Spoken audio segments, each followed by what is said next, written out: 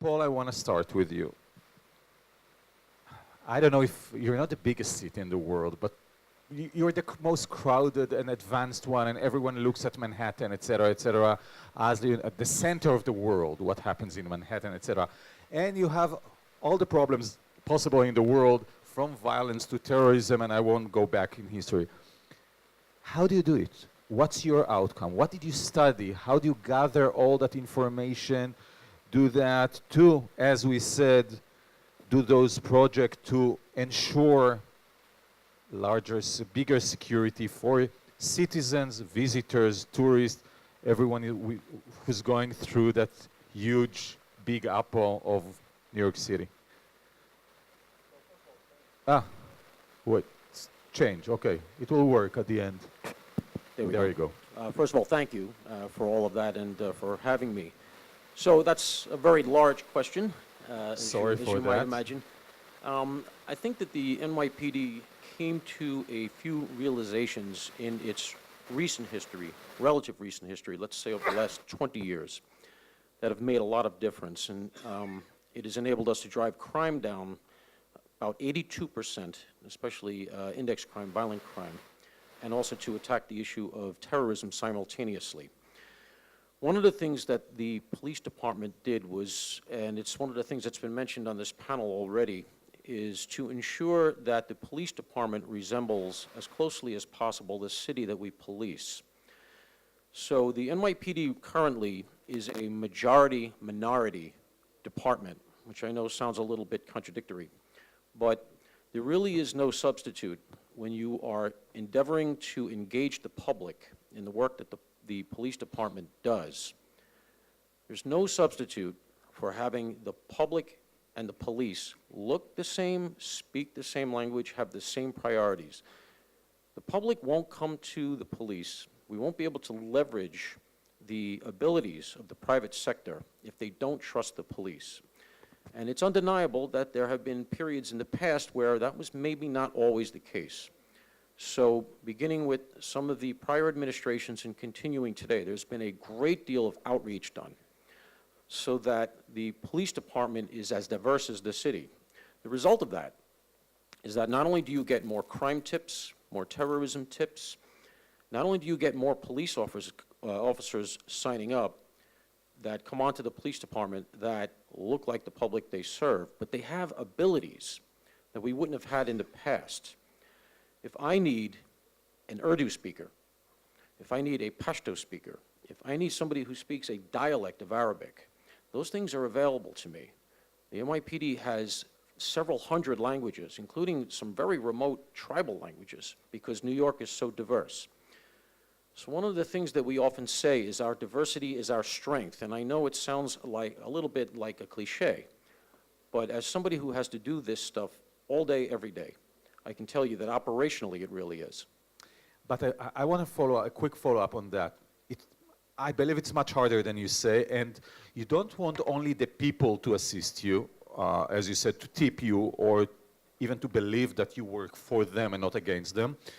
But you need other sectors to work for you. For example, you want the hotels to work for you, you want, I don't know, cinemas or theaters. It's New York City, but they are private sector. They do not work for you. How do you get them to work, if not for you, with you?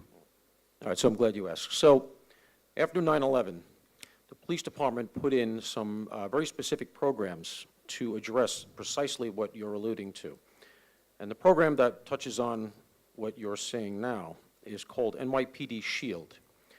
And that was a program that was set up by the former police commissioner, Ray Kelly, along with his counterterrorism cadre, that is web-based and is designed to leverage the private security in all of the sectors that you're alluding to. So, as I mentioned, it's web-based, and that's one of the things that keeps it within the realm of possibility because it keeps the cost down. There are currently over 22,000 members of that program across over 20 sectors. One of the advantages we have is that many, many of the people who are in charge of the security in the hotels, in the stadiums, in the large venues, in the landmarks, are former police officers. Many of them are aspiring police officers. Many of them are former law enforcement. They like the fact that we bring them into the fold. It's a relatively simple process where they can go onto the website. It's nypdshield.org if anybody wants to see how it actually works.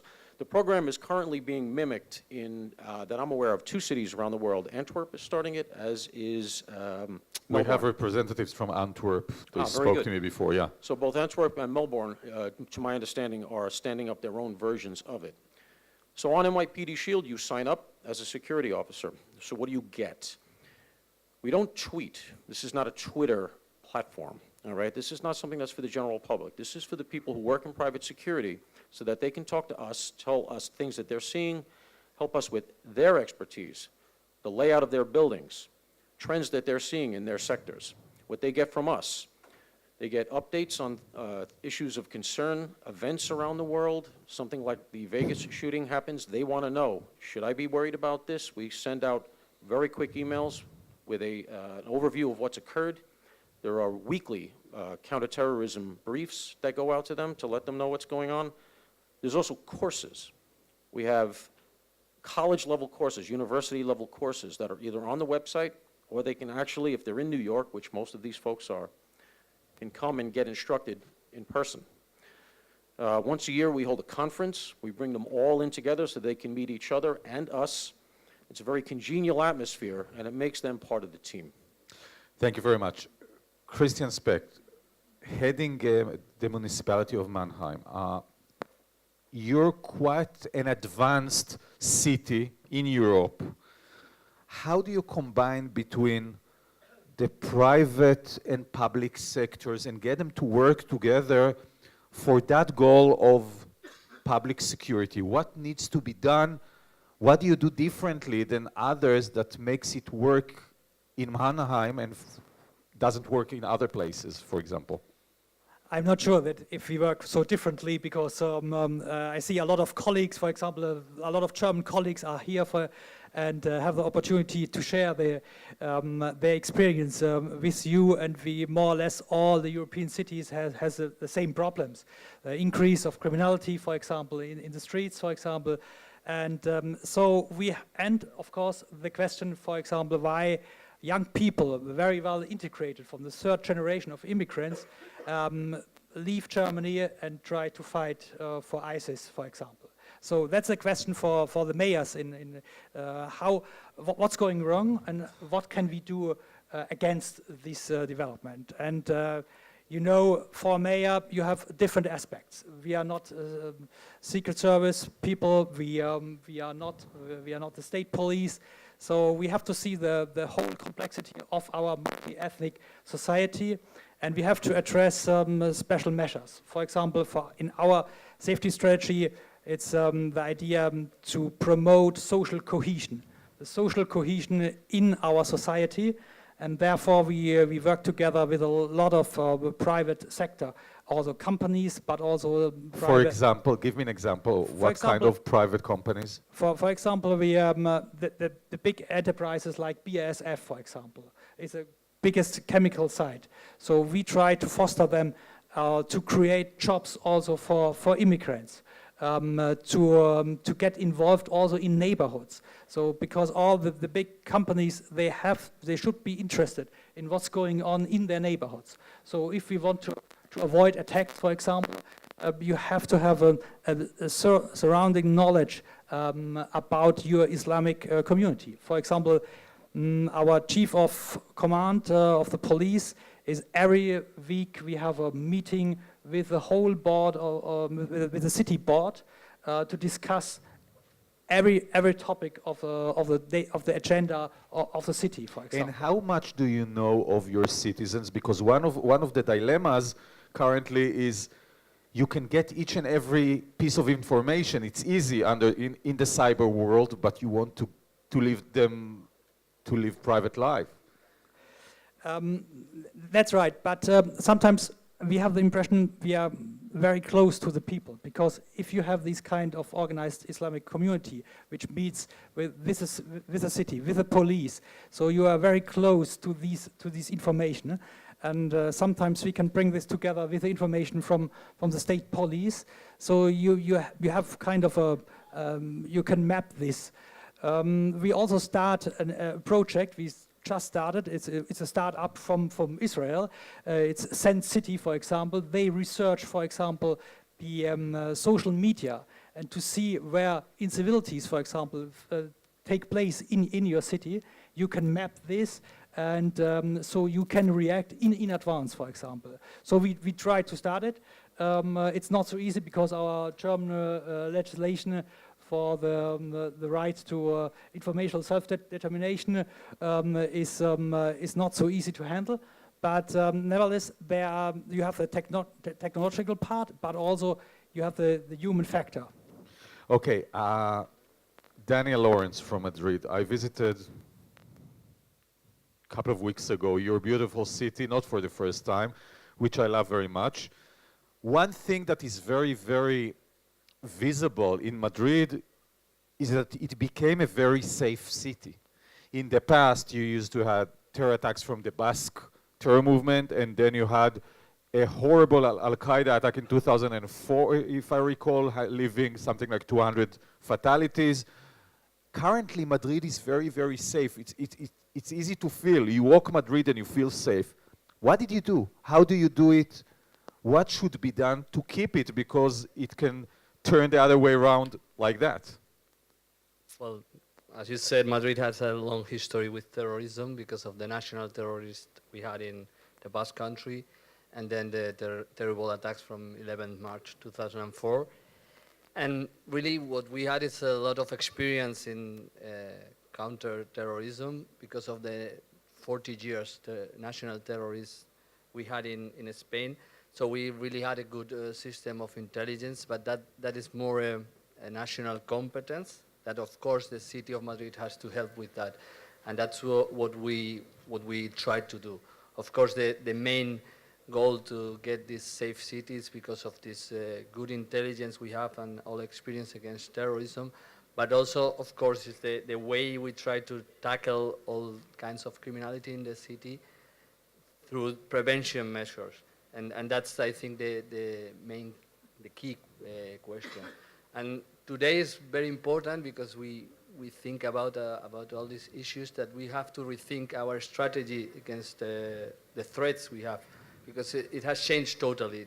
The new ways of terrorism and the new ways of criminality makes us to have to change our way of thinking and our strategies, and that's where we try to work together with the private sector in some issues. For example, I would like to tell a project we have in terms of public space and security, urban security, that we are working with the university and some small IT companies in order to try to find a way to take advantage of all the big data that the municipality and the private sector have, because we in this world we live, we have a lot of information that many times we don't use this information in terms of prevention, and that can help to take measures against criminality or terrorism. And we are working in order to try to find a good analysis of the city with these university experts and IT experts, combining with the public police officers and all emergency services in the city.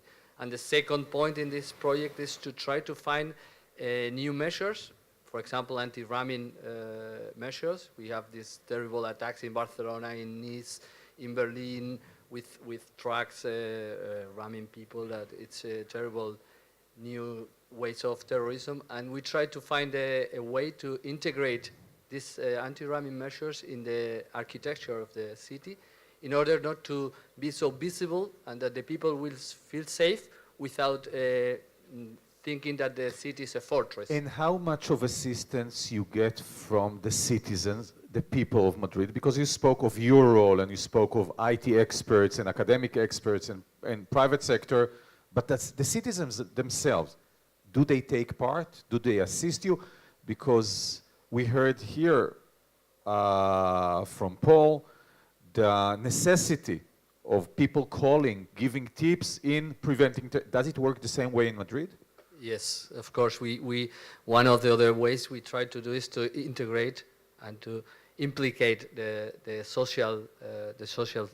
civil society, all the sectors in the society, non-governmental organization and associations in the city, in order to help us to create a public strategy in security. But together, we have to do it together, because the view they have helps us to find the right solution, and also it's very important that they feel part of the measures we take. We are not like the city has to protect the citizens and the citizens are there alone. No, we both have to protect and find the right solutions, or the best solutions, because we don't have all the solutions, of course, but try to find the best solution. And I think we go in the right way, because as you have said, we are a safe city, and we hope to go on in this way. I appreciate you came to Israel. You know, you have Barcelona playing tonight and Saturday in Madrid, which is a big threat to the safety of Madrid, and still you're in Tel Aviv, which is quite nice. So thanks for coming over. Chris, you represent the private sector. Uber is a big, I've mentioned visiting Madrid, so I told you before when Chris and I sat for breakfast together, I landed in Madrid a couple of weeks ago. First thing I see, no taxis at the airport. Apparently there is a strike because Uber is being presented to Spain, so all the taxi drivers on a strike. The only way to drive Madrid is Uber. But I don't want to talk to you about your business side, but about the work that the way that you try to get your system to assist municipalities, organizations in order to increase security. Because you do have a very powerful tool, which is cars, drivers, passengers, and especially data, a lot of data that can be gathered and used to increase security. Yeah, thanks for this one. Yeah, I mean, I think that's absolutely, and everything that people have said is what we agree with. My background, I was in the police in London, I was in counter-terrorism, I was in intelligence, and the first time I used Uber, exactly as you said, I thought, wow, look at the data. And when I was going to interviews for Uber, I kept saying to them, you need to be better. And I was surprised I got the job, because I kept saying, you need to improve, you need to talk to the police more. And that is how I came to work for Uber. The things we're doing, I mean, I represent Europe, but the things we're doing in each city, in each area is huge. We had a fantastic sort of recommendation from the police in the UK, which they said, this seems to be too good to be true. The police in the UK said to us, you are outreaching so much, you're helping us a lot more than perhaps some other companies, and they said it's really refreshing to see. So I was brought in to do that. So my job is law enforcement outreach, which involves going to cities, going to countries and saying, how can we help more? Just in the UK, for example, in London, we have lots and lots of projects. We're working with the police on a project called Action Counters Terrorism, where we're helping to embed that into our training, which is around drivers spotting things and reporting things. I look at the investigations that come in, certainly the serious ones that might involve terrorism. We look at the response as to how we're going to help the police.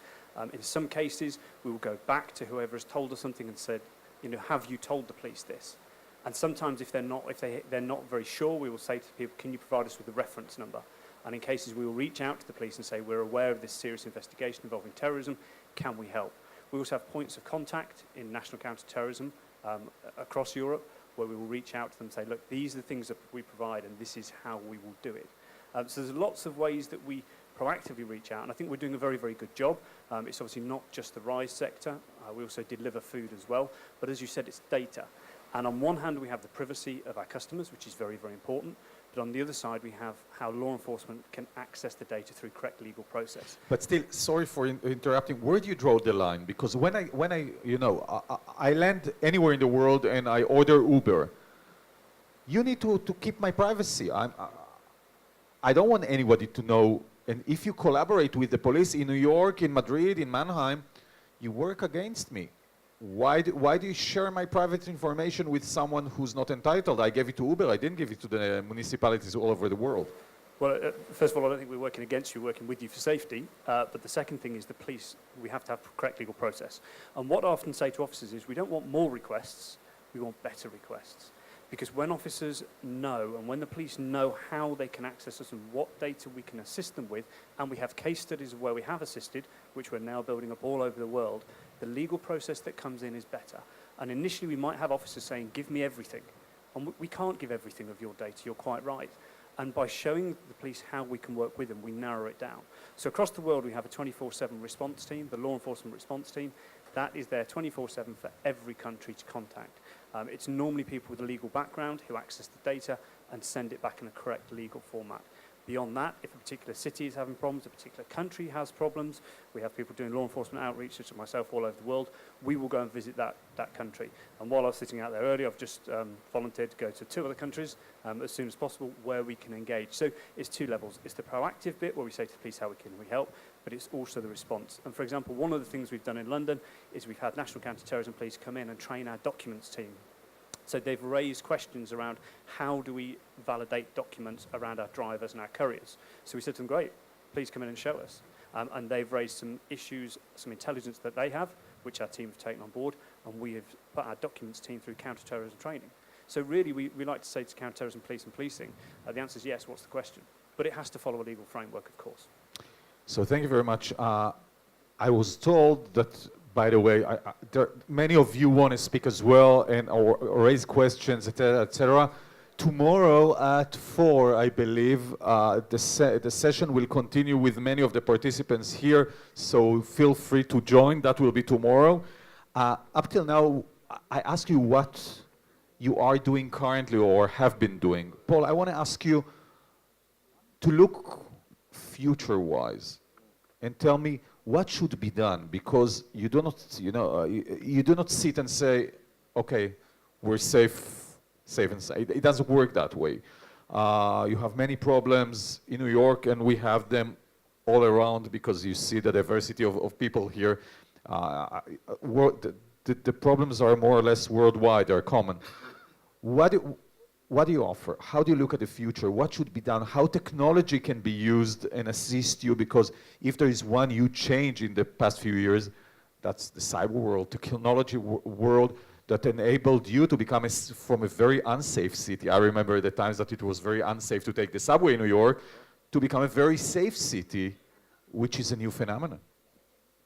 So, prognosticating for the future is always dangerous business, but I like the... I'm a journalist, I live out of that. So, and it's part of my job as well, so that's a caveat. But I like the outline that the General gave in the prior session. And as a large municipal police force, the job of the NYPD is to secure New York City, and that would fall primarily into the 4th category, the 4th bucket that the General spoke of, which is the things that are close to the ground that you're going to do everything you can to prevent, but as recent history has demonstrated in New York as well, these things are going to happen. So you have to be prepared and you have to have your response, but then there's that word that's come up earlier, the resilience. And I was there for the Halloween attack that was referenced in one of our earlier sessions. And I thought the right point was made. In that case, our patrol presence, which Minister Erdogan referred to, the patrol presence at the Halloween parade deterred what was likely going to be a worse event. Saifullah Saipov had rented the truck in New Jersey, which is one of the reasons why he didn't hit any of the tripwires that the NYPD has in place. He was looking to drive that truck, the rental truck, into the Halloween parade, where there would have been a lot of children in costume and a lot denser population. So for his purposes of target selection, the heavy patrol presence, which was no accident, deterred him onto the West Side Highway. And he made a decision to, instead of trying to get into the parade area, to go onto the West Side Highway and to do what he did. Now, it was a terrible event, and I'm not making light of it. You had 8 people deceased, 11 very seriously injured. But looking forward, for the NYPD's perspective, we have to continue to do the things that we're doing to make sure that we respond in a resilient way to things like that, continue to have our patrol presence very visible, continue to follow legal process for new emerging technologies such as what Chris does. You know, there wasn't something like Uber that we had to worry about or could leverage 5, 6 years ago.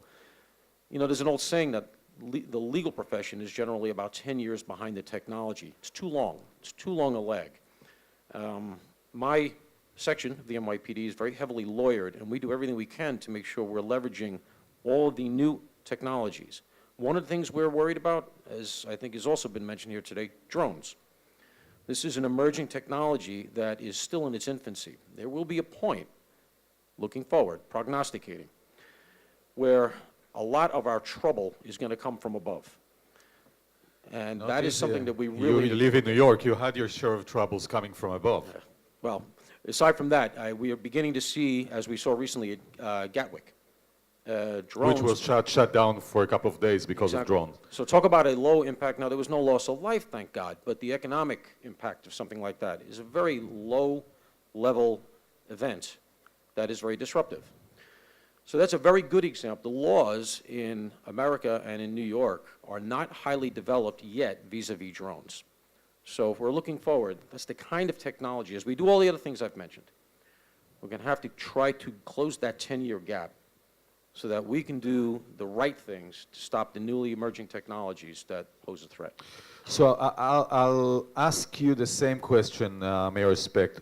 How do you see the future, and what do you intend to do bringing private public sectors and keeping citizens' privacy, which is very, at the end of the day, Inspector Mauro is a policeman. You're a mayor, you were elected by the people, you represent them, so you have to keep their privacy. What do you intend to do, A, to increase their security, B, to keep them safe and private? Yes, this is exactly the tension we have between security, freedom, and privacy. So, for example, we tried to start a new kind of video surveillance to get more acceptance for video surveillance. It's an algorithm-based system together with the state police. The state secretary, Mr. Julian Württemberger from the Ministry of Interior is with us. So we work together with the state police, the city, and the Fraunhofer Institute for Optronics in Baden-Württemberg to create a system which tries to preserve and guard the rights of the civil society a little bit better. So it's algorithm-based, it's a self-learning system, so specific patterns of criminal behaviors are recognized, and then you get an alarm in the police situation room, and then it's a video observer who can decide is really intervention is needed or what's going on. So we try to minimize the infringement of the right of informational self-determination a little bit, and at the same time to use modern technologies, digitalization, for reducing the staff demands, for example. So it's a 1 to 4, 1 to 5 factor less people you need for in a situation room. And as a mayor, if you gather more information, your citizens will like it or dislike it? It's surprisingly, we had 83% from the last survey, so the people are in favor. But you know, as a mayor, you also have to convince the rest, the 18% which are against this, because there can be a lawsuit and all the problems. So I think the most important thing is, on the one hand, to show that you can trust big data. If police is collecting big data, you can trust the administration, and you have to maintain the confidence. That's one big one thing. And the other hand, I have to repeat it again for a mayor. Technology is only one side of the medal. You need to work with the people. Social cohesion is the best invest if you want to make your city safer. And that's, I think, we have to invest in both sides of the medal. Mr. Lawrence, one thing which is essential in this new world is to share information. We saw it countering terrorism, that Europe suffered a lot of terrorism, especially ISIS in the past few years, and once Europe started gathering, sharing information, things changed because General Yadlin mentioned that a terror attack being prevented in Europe a few months ago because a certain organization, as a journalist I can tell you, an Israeli one, gave information to the Europeans and they prevented the terror attack. How essential is it to you, and still on the same page with Christian, how do you keep the balance between what you should know and what you shouldn't know, what is private and what should be public? Yeah, this is the big challenge. Of course, I am also former police officer, so I know that intelligence is very important, and it's the main key point to tackle terrorism.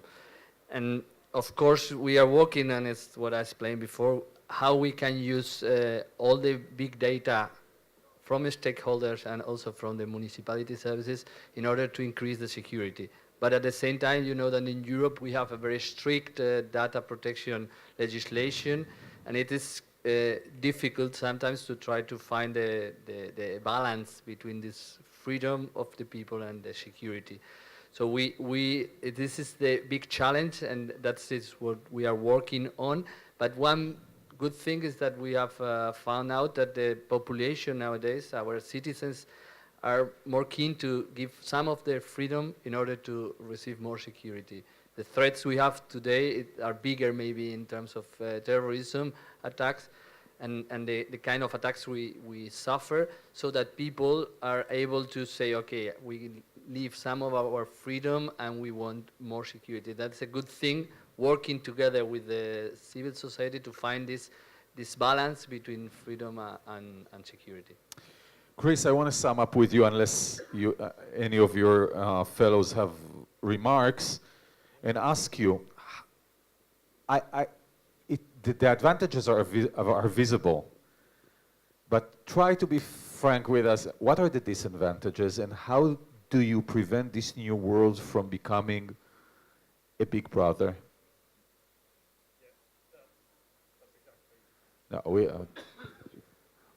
that's better. Yeah, you're absolutely right, and it depends on the country as well, because some countries' view is that there should be more access to data. Some countries' views there should be less access to data. I think we know where those are. We do hold a huge amount of data, and we don't publicize the data we hold, but really anybody who downloads the app knows the kinds of data that we hold. So it's very, very important to us that we keep that safe, and we keep our customers and our users' data safe. So when we talk about reaching out to the police, as I said, our main point is how to get better requests. So traditionally, a police officer may go to somewhere where things are on paper, and they would say, give me everything. And they might take it, they might photocopy it, and we still have officers who believe that we have filing cabinets with data, and we do see those requests. So part of my job is to reach out to the police, to put things in place, to work with national organisations such as the College of Policing, which is the UK body, and explain how we can do that. So absolutely, the police will compel us to do things, but it's about explaining how they should compel us. And you can't expect every law enforcement officer in the whole of Europe to know the sorts of things that we can provide. Believe me, it's very valuable, and believe me, it's very, very good.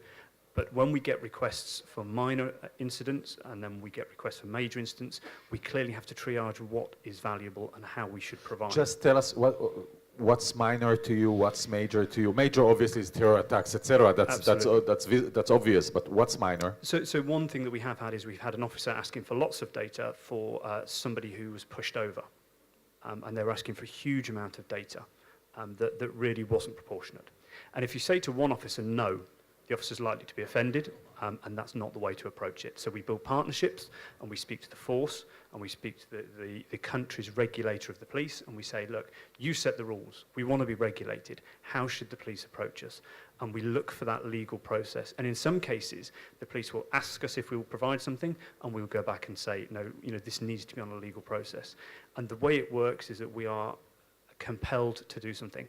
People say to us, what is your secret understanding with NYPD? What's your information sharing agreement with the London police? We don't have secret agreements. We don't have where we just give all of the data to the police. They must compel us in order for us to reply. But it's a joint work between the police and Uber But to still, show how to do but that. see, I'll take the naive question. They come to you. Paul comes to you. He needs to prevent terrorism or crime. He says to you, give me that information. And you say, in what position are you to tell him whether it's okay or not to give that information? He prevents crime. At the same time, I'll tell you that he can, I don't know, not be very safe with my privacy. I mean, there is a very thick balance, but still, are you the person to decide? Uber? Well, he's sending a subpoena, so in which case it's due legal process. So if it's been signed off by the judicial authority, then absolutely. But that's what I mean. If he sent an email, absolutely we want to help, and we will help. If a court decides, we all believe legal authorities, but if just he sends you an email and says, assist me now, what do you do? Well, if there's lives at threat, we will assist, but it will be through a correct legal authority, and of course it won't be through a Gmail account, it'll be through an agreement. But that's the whole point of my role, that we have this agreement, that we have this work between us, and that we both know how to do that. But it's got to be legal. But we do help in very, very significant ways. So I'll sum up with you, Paul, for a second. Do you really get assistance from the private sector? Because at the end of the day, it is fair to say they want to make money. We do. And, to echo what Chris has said, that's precisely accurate. We have a mature and maturing relationship with Uber specifically, but with that sector, it's not just Uber. There's Lyft, there's a few others. And again, that's an example of what I was talking about of technology outpacing the law. So we've had to put in the protocols so that we can go to a judge and quite quickly, in some instances, as you allude to, get the legal process we need to compel the information that we need. And we do get it, and in many instances, and I'm not speaking about Uber, but in some instances you'll be going to a social media company or something, and you're asking for something that may be work to them. They have to gather information, they have to download it, they have to get it to us in a cognizable form. That's part of American law. And if a judge says you have to do it, they have to do it. So they may not always be thrilled to hear from me, but that's kind of the way it too bad. works. Welcome to the real world. If you want to be in this game, if you want to collect this information and have such far-reaching view of people's lives, then you are going to have to comply with the law that's in place. And we do get that compliance for the most part. Fellows, I want to thank you very, very much for this very enlightening panel. Thank you for coming to Israel, all four of you. I hope you enjoy your stay over.